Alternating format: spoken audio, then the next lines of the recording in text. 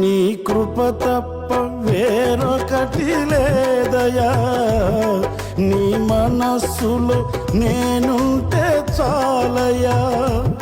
బహుకాలముగా నేనున్న స్థితిలో నీ కృప నాయడ చాలునంటివే.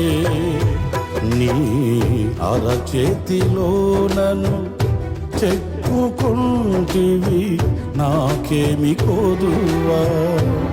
ఈ స్తుతి మహిమలు నీకే చెల్లించెదను జీవితాంతము. ఘనమైనవి స్థిరమైనవి, ఘనమైనవి నీ కార్యములు నా ఎడల. స్థిరమైనవి నీ ఆలోచనలు నా యేసయ్యా. ఘనమైనవి